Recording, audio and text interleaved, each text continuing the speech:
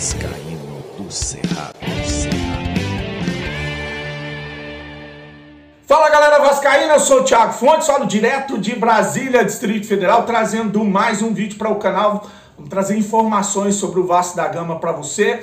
E antes só vou pedir para você deixar o joinha, deixa o like e se inscrever no canal, que é importante para ele ser indicado no YouTube. Quero falar da minha parceira, 1xBet, é patrocinadora do canal Vascaíno do Cerrado. Hoje tem data FIFA, várias seleções jogando, eliminatórias da UEFA, tem um jogão. Itália encara Inglaterra, 3,9 estão pagando a vitória da Itália, 3,19 no empate, 2,63 na vitória da Inglaterra. Vou dar uma dica aqui pra galera que gosta de dicas de trade, tá? O jogo da Argentina contra o Panamá, a Argentina vai fazer o primeiro jogo, festa depois da Copa do Mundo, jogando em casa, e o Panamá vai com o time C, porque tem um jogo importante, nem o técnico viajou.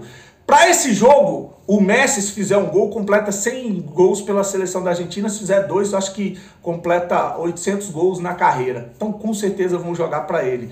Entra aqui, ó, tá o cadastro, você vai clicar, vai abrir a janelinha, tá aqui, ó, faz o código promocional, que é do Cerrado, e clica no verdinho, assim você já me ajudou.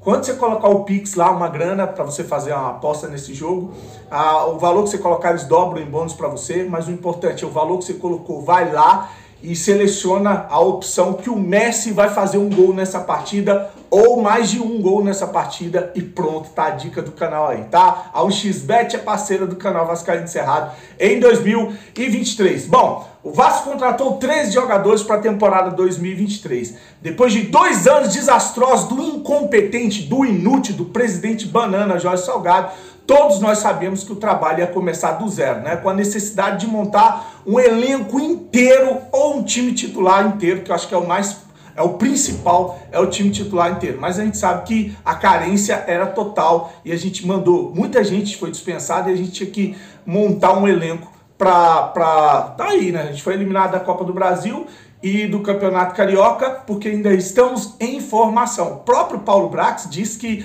o time só vai alcançar 80% a 90% de concluído em abril, esquecendo das competições que a gente tinha para trás, né? Uma das coisas que tem irritado o vascaíno é a demora para fechar as negociações.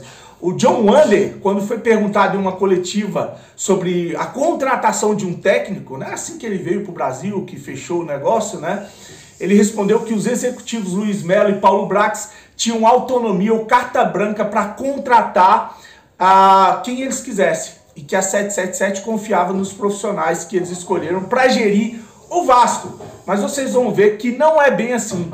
Em matéria publicada hoje no GE, ficou bem claro que há um processo burocrático que faz com que as negociações se arrastem, como aconteceu com o Pedro Raul, como aconteceu com o Orediano, Capasso, o Léo Jardim, o Piton e outros, né? Depois de passar por scouts executivos no Vasco, as contratações envolvendo valores relevantes precisam ser levadas para aprovação do CEO Dom Drasfield, o diretor esportivo lá, o Jones Sports, e o diretor-geral Juan Aciniegas. Aí você imagina, proposta, interesse, contraproposta, até fechar, a gente sabe que leva um tempo do caramba, uma novela, e por isso você viu algumas negociações em andamento não acontecer ou não dar certo. Exemplos de algumas, o Franco Fagundes, o Diego Valoyes, acho que foi muito isso, né?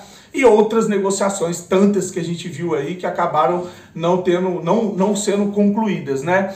Agora, negociações onde o valor é baixo ou são de baixa expressão, fecha sem nem rolar especulação. Você vai ver que o Vasco praticamente anunciou o Bambu e o De Luca sem rolar novela, sem rolar enrolação. Por quê? Porque quando se trata de uma negociação de pouca expressão financeira ou não tão relevante, não precisa ser reportada aos executivos da 777 Partners, aí eles resolvem por aqui mesmo e por isso essas contratações elas pintam assim do dia para a noite, né? Então se você botar no papel quem o Paulo Brax teve mesmo autonomia para contratar, foi só o Bambu e o De Luca. Outro que seria nesse perfil também seria o garoto lá, do Volta Redonda, o tal do Lelê, que acabou indo para o Fluminense. Esse também não foi levado para 777. O Vasco ia pegar um empréstimo, R$500 mil. Então essa também seria uma outra contratação via Paulo Brax. Então assim, a discussão passou a ser sobre o modelo associativo e o modelo SAF, né, que é o modelo gerenciado como empresa.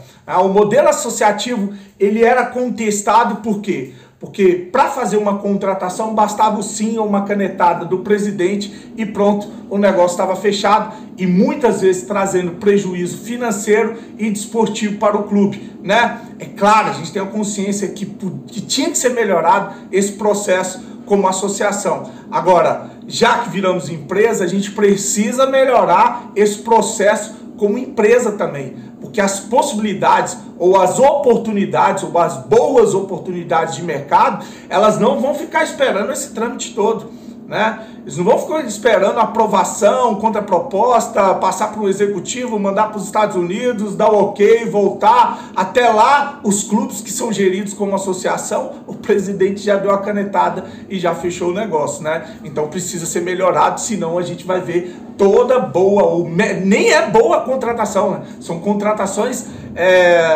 um pouco acima do que a gente vinha contratando, né? Melhores contratações. Essa novela toda para contratar um Pedro Raul, você imagina se fosse para contratar um Soares, se fosse para contratar um Arrascaeta, se fosse para tirar um jogador forte de um time no Brasil, né? Até levar lá, até isso vazar, ir para a imprensa, até repercutir, torcida, falar, jornalistas, aí mela o negócio, né? Então precisa ser melhorado isso aí, senão a gente vai continuar vendo essas negociações arrastadas e muitas delas não concluídas. Bom, vou falar agora duas notícias para finalizar o vídeo. Uma sobre a imprensa mexicana, lá, o Soy Futebol, que falou que o Vasco está interessado no atacante Henry Martín, né? Tem muita gente comparando esse jogador ao Hulk, falando que ele é o novo Germancano, né? Abre aspas para o que publicou aí o Soy Futebol. O momento do atacante das zagas do Clube América, o América do México, e da seleção mexicana, Henry Martín, teria ultrapassado as fronteiras e despertado o interesse de um dos times mais importantes do Brasil e da América do Sul, é o Vasco da Gama. Fecha aspas, isso é só um trecho da matéria que fala do interesse do Vasco no jogador, e que o momento que ele passa, é artilheiro lá no México, são 12 jogos agora nessa temporada, com 11 gols e 4 assistências, um jogador muito forte fisicamente, você vai ver, ele é muito forte, e fala também que ele tem contrato até 2024, fala de valores, enfim, o Henry é mexicano, tem 30 anos, 1,80 m, é destro, e como eu falei, está sendo comparado aí ao Germancano ou ao Hulk. Então tá aí uma possibilidade de mercado no México chamando a atenção, e quem tá dizendo isso aí é a mídia ou a imprensa mexicana, né? Bom, para finalizar agora, uma informação do jornalista Joel Silva, esse é um dos que faz trabalho sério aí, falando sobre o Vasco, notícia quando vem dele normalmente não erra também, né?